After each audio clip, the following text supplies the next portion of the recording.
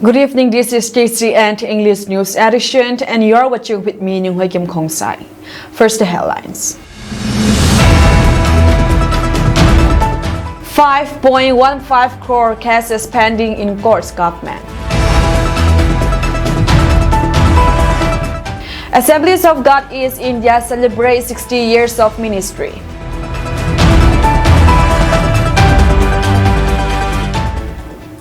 Staff of Board of Secondary Education's Manipur BOSEM has urged the government to revoke the reappointment of Akam Joy Kumar as the chairman of the board. In a joint statement signed by 39 of them, the staff say that employees of BOSEM have also launched a pen-down strike against the reappointment of A. Joy Kumar as the chairman of the BOSEM for the third time, in total violations of the rules of the board as well as the conditions for deputations of employees of the Department of Education to department board, etc. The staff even claimed that several student organizations and civil society organizations have accused Joy Kumar of being involved in malpractices, further claiming that the new chairman is also interfering in many works of BOSEM and disrupting the normal functioning of the board. The staff urged the government to revoke the appointment of Joy Kumar as the chairman of BOSEM. On the other hand, expressing concern over potential adverse impacts of the ongoing crisis in Board of Secondary Education's Manipur on the upcoming Class 10 matriculations examinations, all Manipur-recognized private schools welfare associations has appealed to relevant authorities to resolve the issues immediately.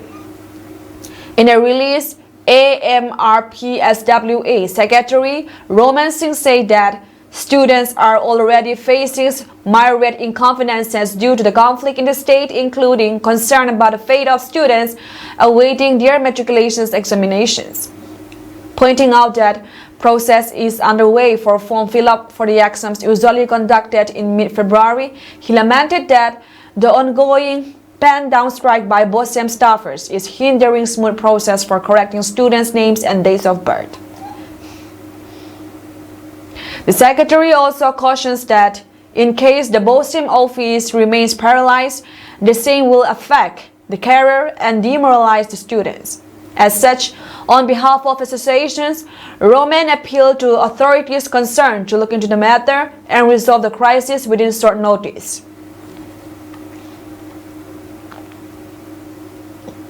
The Manipur government has collected Rs 13.3 crore as state revenue from the Inner Line Permit (ILP) system during the last 5 years.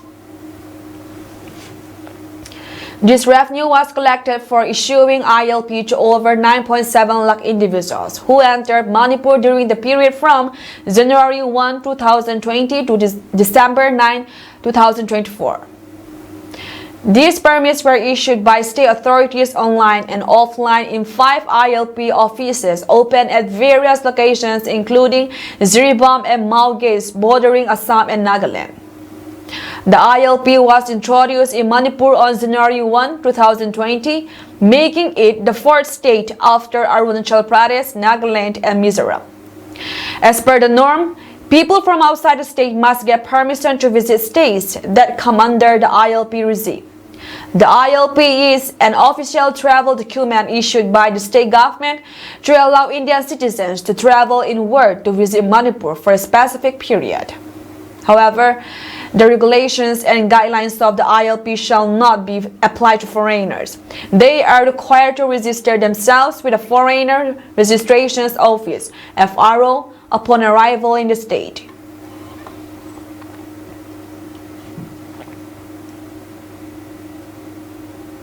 The Assemblies of God East India today celebrated its 60th anniversary, marking 60 days of ministry at Zolzam Village AG compound. The Diamond Jubilee celebrations theme, Spiritual Awakening, Isaiah 40:31, commenced at 10 a.m. with inaugural ceremony led by Mangza Tautang and Margaret.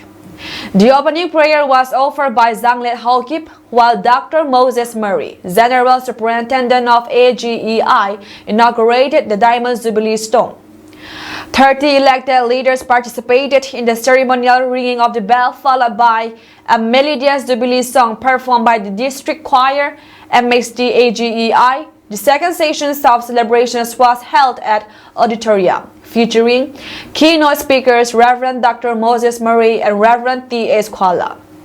Elder T.K. Halkip, Chairman of AGDIC, Reverend Dr. L.H. Jackie Simte, Superintendent of Manipur District, and Reverend Dr. M. Thongkusay Halkip, Chairman of KCLF, also extended their greetings. The Jubilee Feast prayer was led by Elder D. Ngamthang and T. Mulcott. The celebration also featured melodious performances by various groups, including Agape Trio, Reverend Retired Kup Kohel and Team, District Choir, Zolzang YA, Tuitapai Sections YA, Simvang YA, and R. Hilzang YA. A choreography presentation was also made by T. Bethlehem Women Ministry and Laynum WM. The Jubilee program concluded with a closing ceremony led by Reverend Retired Ot Kulun Halkip, Chairman of the Planning Board. Yesterday, the inauguration of auditorium was led by Reverend Ngamboy Halkip, Secretary of MHD-AGEI, Reverend T.S. Kuala, Superintendent of MHD-AGEI, expressed gratitude and his appreciations to all who attended the program.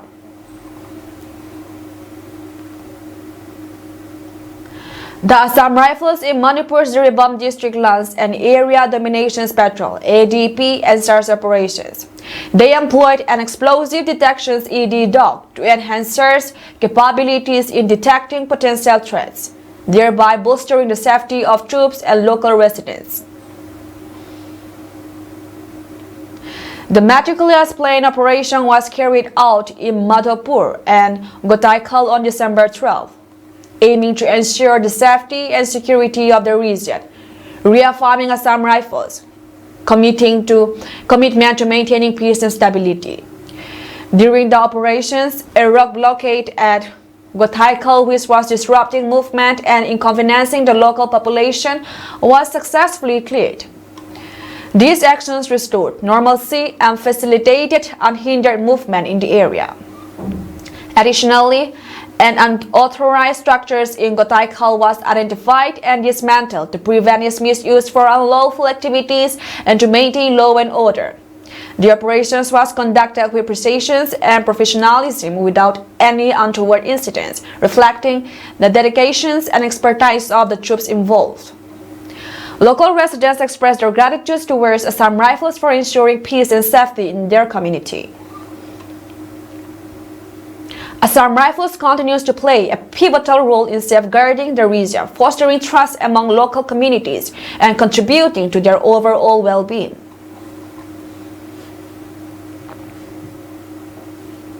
Mizoram's lone Lok Sabha MP Richard Valal Mangayao has stressed the urgent need for a permanent solution to the ongoing ethnic violence in Manipur, urging the center to facilitate dialogue between the Meitei and Kulkizo communities.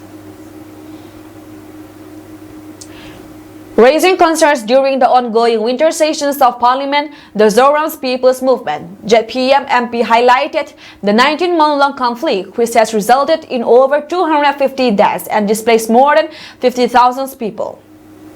He said numerous houses and over 300 churches have been burned or destroyed since the conflict began in May 2023. He urged the center to mediate between the leaders of the two warring communities and bring them to the talks table. My request to the central government is to act as a facilitator between the leaders of the two communities. Under the chairmanship of the center, let the leaders sit at one table to discuss several issues. They can talk about the impositions of president's rule, separate administrations, changes of leadership, ceasefire, and compensations to relatives of those killed and affected by the ethnic violence, he said. He asserted that sending a large number of security forces to Manipur alone would not resolve the current crisis.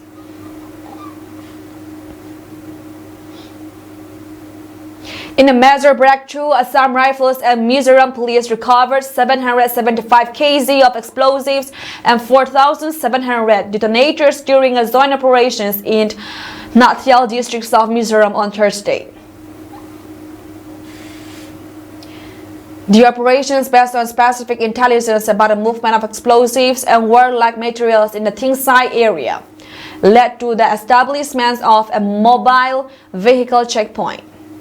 During the operations, the team intercepted a vehicle, conducted a thorough search, and apprehended 2 individuals. According to Public Relations Officer PRO of Inspector General of Assam Rifles East, the search yielded 775 kg of explosives, 4,700 detonators, and 2,250 meters of cortex.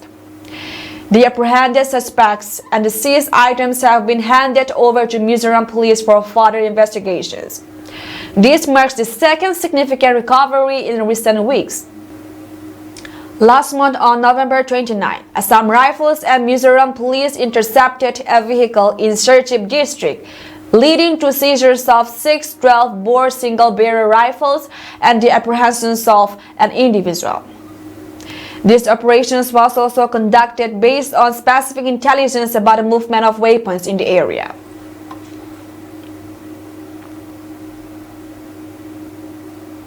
For the past 10 years, a man with no citizenship has been detained in a special facility within Gwalior Central Jail in Madhya Pradesh.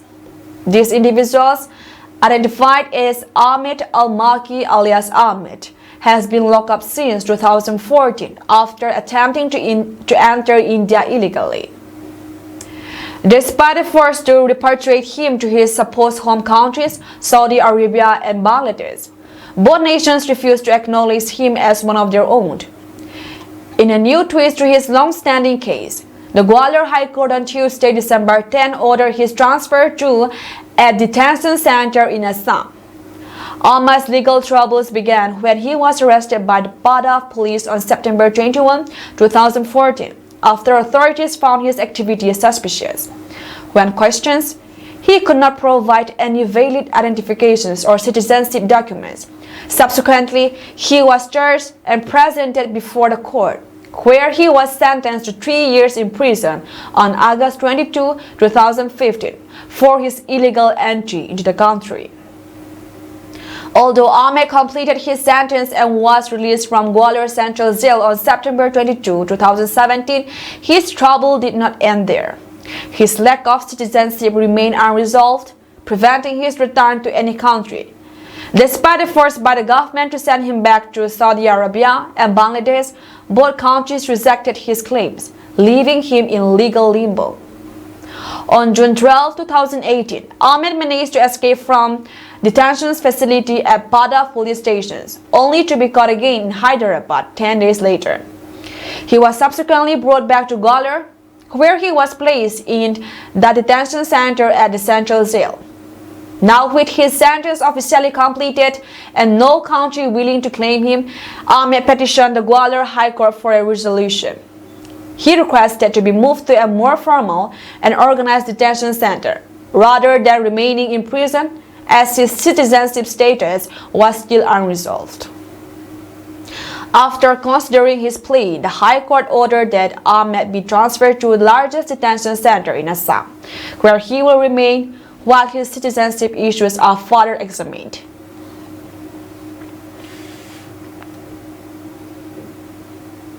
Meghalaya has still yet to receive a response from the Assam government regarding the second phase of the border talks, which have been stalled for several months now.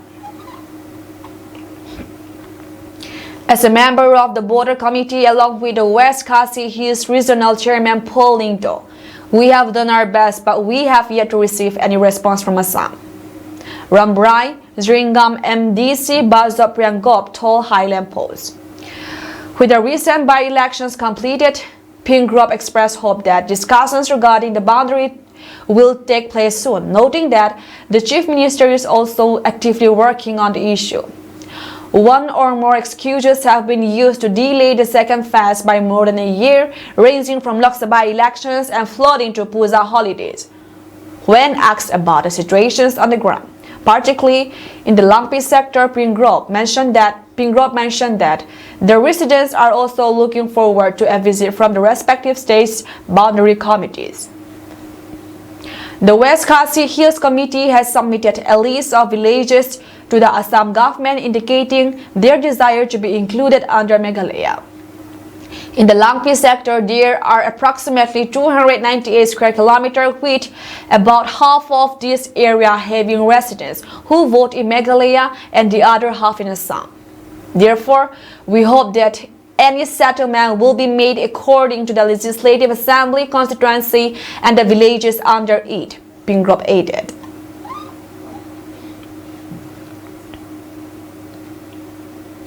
Congress MP from Inner Manipur Parliamentary Constituency, Dr. Agomcha Bimol Akoizam, has strongly condemned the alleged illegal detentions of prominent Manipur women leaders, including Imagi Mera convener Tokcham Suzata and two others, by Delhi police on Thursday. The women leaders were reportedly held at a house in New Delhi while they were in the city to participate in Nupilan Women's War Memorial event organized by a Delhi-based Manipuri organizations. Taking to social media platform, Dr. Bimol Akoizam criticized the detention terming it a house arrest and labeling the act as a violation of women's rights. He emphasized the irony of the incident, pointing out that Nupilan commemoration celebrates the historic resistance of Manipuri women against feudal and colonial forces in 1939, condemned the illegal detention, house arrest of well-known women activists from Manipur who came to participate in the commemorations of Nupilan in Delhi. It's against the very purpose of celebrating the indomitable spirit of women signified by the resistance put up by the women in Manipur against the injustices perpetrated by the feudal and colonial forces in 1939, the MP wrote. The Nupilan Memorial event is held annually to honor the contributions of Manipuri women who fought against socio-political injustices during British colonial rule. The detentions of the women leaders has sparked criticism and raised questions about the authorities' approach to democratic freedoms and women's rights. Neither the Delhi police nor other officials have released a statement addressing the incident as of now. Meanwhile, several civil society groups and activists have echoed the MP's sentiments, demanding the immediate release of the detained women leaders.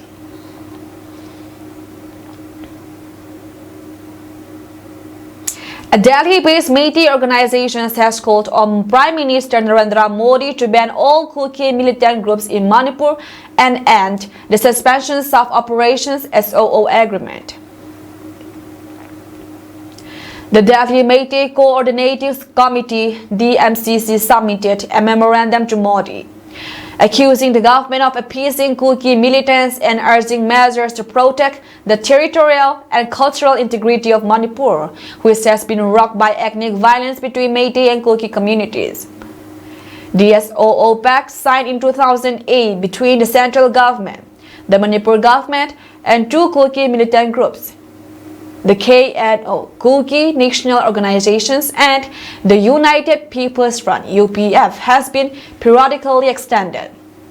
The DMCC criticized the pact, claiming it supports Kuki militants and their divisive politics. The organizations also called for a ban on all Kuki militants' outfits and sought accountability for the recent killings of 3 women and 3 children in Zirebam district. Additionally, the DMCC demanded the repeal of the Armed Forces Special Powers Act, AFSPA, in the state, stating that the government has a duty to protect Manipur's people from external threats. Ethnic violence has claimed over 250 lives in the region since May last year.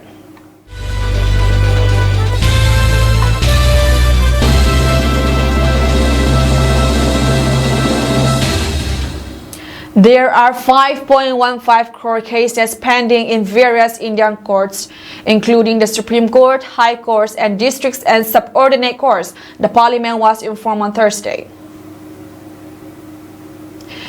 Minister of State, Independent Justice for Law and Justice, Arjun Ram Meghwal, said in a written reply in Rajya Sabha that there are 82,171 pending cases in Supreme Court, as per information available on National Judicial Data Grid till November 30.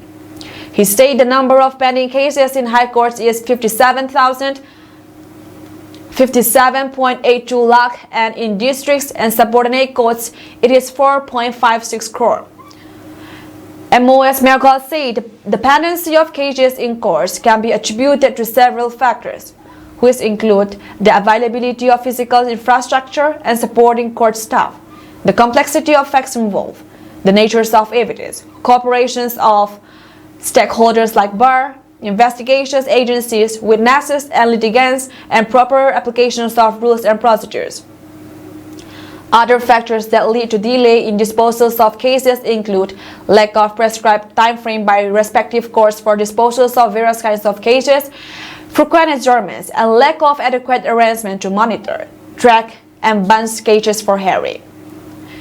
The MOS told the host that, based on the populations as per the census 2011, which was 1,210.19 million, and as per available information regarding the sanction strength of judges in the Supreme Court, High Courts, and District and Subordinate Courts in the year 2024, the judge populations ratio in the country works out to be approximately 21 judges per million population. Given details of the appointment of judges in High Courts, MOS Miracle said, in 2024, the number of fresh appointments was 34. In 2023, it was 110. In 2022, it was 165. And in 2021, it was 120. And in 2020, it was 66. And in 2019, it was 81. The number of judges appointed to the Supreme Court in 2024 was 4. In 2023, it was 14. In 2022, it was 3. In 2021, it was 9. And in 2019, it was 10. There was no appointment in 2020, said the MOS IANS.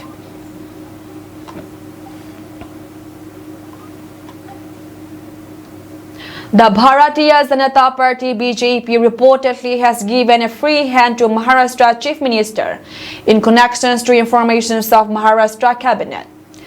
Fadnavis will be responsible to allot profiles and department. The Maharashtra Cabinet expansions for the state government will take place on December 14. According to NCP member, BJP is expected to get 20 ministerial posts, while Shiv Sena and NCP are expected to get 10 portfolios each. The newly appointed Maharashtra CM on Friday said that India has become the fastest growing economy in the world under the leadership of Prime Minister Narendra Modi, and said that Maharashtra too aspires to be part of the growth story. Fadnavis says that the names of the probable ministers from the BJP in his cabinet have been shortlisted, and the final decision will be taken by party's central leadership.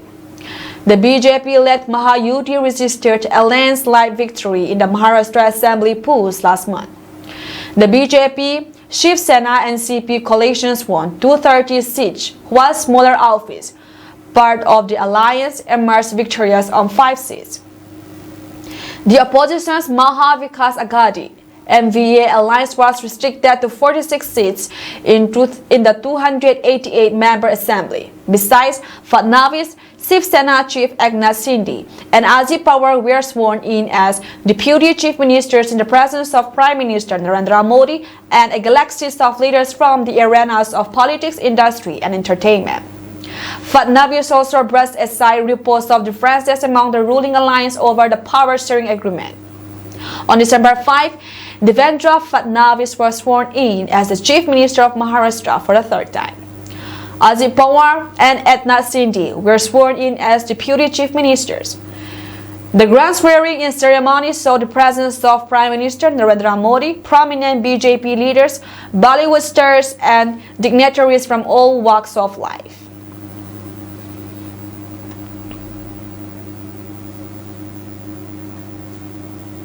Samsung has accused India's competition watchdog of unlawfully detaining its employees and seizing data in a raid carried out in connection with an antitrust investigations on Amazon and Walmart's Flipkart illegal filing shows. Samsung is embroiled in the Competition Commission of India (CCI) investigations that in August concluded The South Korean giant and other smartphone companies broke out antitrust laws by colluding with Amazon and Flipkart to exclusively launch products online. Samsung's October 11 filing in the High Court in northern city of Chandigarh seeks to quash the investigation's findings related to conduct of the company, arguing the CCI had illegally seized material from its employees during a 2022 raid at one of Amazon's vendors. 3 Samsung employees were present in the vicinity of the search when the watchdog officials detained them, seized their phones, and copied all the confidential and privileged data, the company said in its 32-page filing, which hasn't been made public.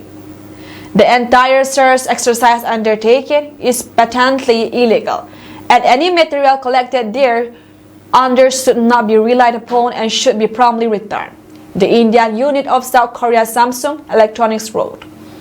The CCI should be prohibited from using or relying upon the data and information unlawfully collected. Samsung and the CCI did not respond to Reuters' queries. Samsung has obtained an injunction from the High Court that has put on hold the CCI proceedings, but the court has not yet ruled on its request to return the data seized and to not allow the commissions to rely on it. The CCI has challenged Samsung and 22 other parties that have won similar injunctions from high courts across India, and last week asked the Supreme Court to hear all challenges together, saying the companies were trying to scuttle the investigations. The CCI investigations have found that Amazon and Flipkart both breached competition laws by favoring select sellers on their platforms. Amazon and Flipkart have repeatedly denied wrongdoing, even as brick-and-mortar retailers continue to complain about their deep discounting and other practices. In its court filing, Samsung also asserted that it was wrongly found to have breached competition laws in collusion with Amazon and Flipkart, even though it had been cooperating with the watchdog and providing information only as a third party in the case. The inclusion of smartphone makers in the Amazon and Flipkart investigations could increase legal and compliance headaches for the likes of Samsung. In the August investigations reports, the CCI noted that Samsung was involved in the practice of exclusive phone launches on Amazon and Flipkart, saying exclusivity in business is anathema and against free and fair competitions. According to Counterpoint research, Samsung is one of India's biggest smartphone players with a 14% market share. Datum Intelligence estimates that 50% of phone sales were online last year, up from 14.5% in 2013.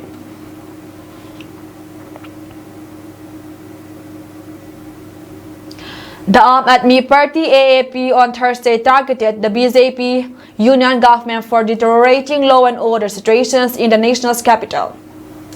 AAP National Convener Arvind Kejriwal has said that Delhi's criminals no longer have any fear of law and order.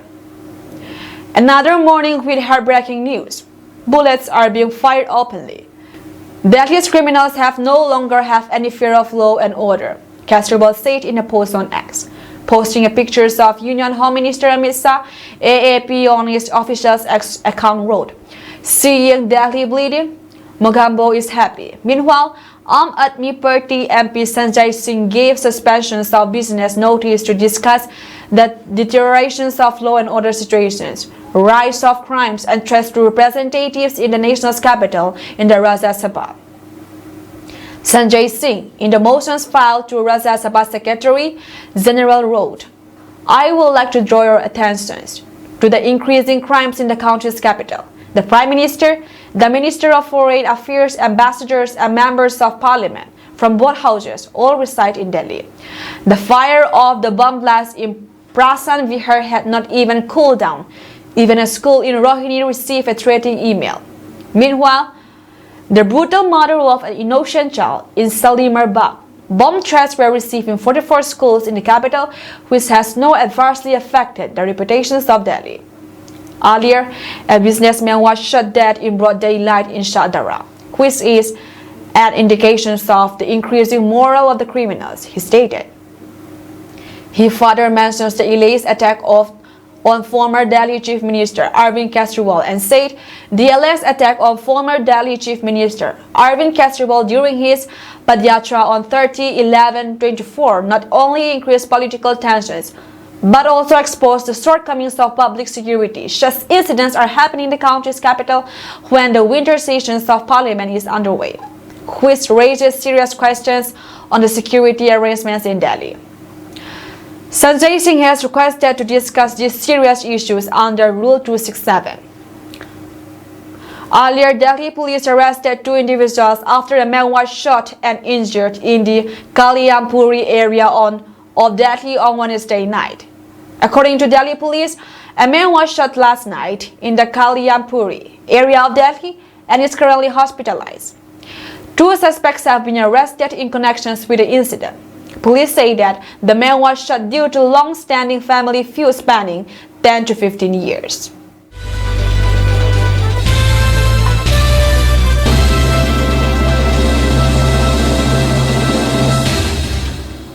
China on Wednesday renewed its push for successful Kachin rebels to stop fighting against the Myanmar junta in their state and safeguard Chinese investments. Chinese Communist Party Central Committee member Wu Gang met in Kunming with the Kachin Independence Army KIA delegations led by M. Ban Lam, the chairman of the group's political wing, the Kachin Independence Organizations KIO. KIA spokespersons Colonel Nobu said the delegations left for China on Sunday for talks with the Chinese government but refused to disclose what was on the agenda. But sources close to the meeting said Beijing told the KIA to halt the fighting in Kachin state. On the ground, the KIA is busy trying to seize junta control Bhamo, a strategic town on the eastern bank of Irrawaddy River, after capturing most of the state, including major trade outposts and the rare earth mining hub of Bangwa on the Chinese border. China told the KIA to maintain the status quo and engage in political talks with the regime after the elections, planned for late 7 years, a source said. They also say China will take a leading role in bringing peace to northern Myanmar and talk about sending private security companies to Myanmar to protect Chinese projects, the sources added. Beijing is a staunch ally and arms supplier to junta and supports the planned elections, which has been widely denounced as a shame. But its chief interest is protecting Chinese investment, including several belt and road-related projects and the supply of rare earth metals vital to China's burgeoning industries. China has been pressuring ethnic armed groups in northern and northeastern Myanmar that it has close ties with to stop fighting after they seized major towns and trade routes between the Chinese border and Mandalay in the country's center.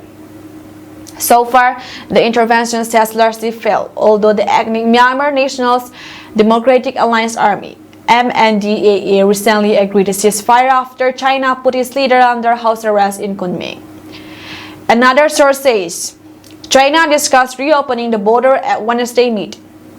China closed border crossings with Kachin state a few months ago in an attempt to pressure the KIA to lay down its arms. The KIA is in turn closed any border crossings it controls to cut off rare earth exports. The source says the crossings had reopened as on Friday, though China still maintains a trump card by banning the sale of fuel and electronic goods like drone components across the border. Fuel exports have been banned since August, but the ban on supplying drone components was aided after Myanmar junta boss Min Aung Hlaing complained that some powerful countries support the armed groups with technology. Observers said the meeting will have focused on rare earths, and China's reopening of the border aims to appease the KIA, which now controls the mining hub, creating challenges for China's dominant positions in the market. Jason Tawaro of the United States Institute of Peace says that KIA's control of all rare earth mining prompted Chinese industry insiders to publicly announce a coming surge in prices, sparking significant volatility in the Chinese stock market in November. He told the Irrawaddy the rare earth mines have been a game changer for the KIA, providing it with significant leverage to reduce pressure from the China side. China wants the KIA to resume operations of the mines and has pushed to reopen the border. Previously, the responsibilities for talks with ethnic armed groups along the border have fallen to Chinese Special Envoy to Myanmar, Deng Jiyun. But Beijing seems to have decided to bring out the bigger guns, with Wu Gang taking the leader role in the latest meeting. Wu, a member of Chinese People's Political Consultative Conference CPPCC and former ambassador to Germany, is the most senior Chinese political figure to meet with an EAO so far. Chinese sources say Wu was assigned to take over because Beijing is unhappy with Special Envoy Deng's failed efforts to stop the fighting. Apart from KIO leader, En Bangla, the meeting in Kunming was joined by the KIO's Lieutenant General Gun Mo, the Secretary of his Department of General Administrations, Lapai Zhou, and Colonel Kun Nuang.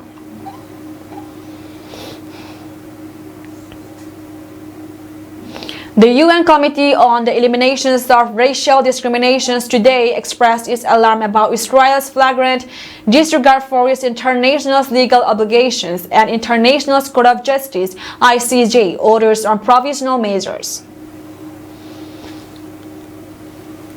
It called for urgent and decisive measures to address the catastrophic violence and worsening humanitarian crisis in Gaza, the West Bank, Lebanon, and the border region.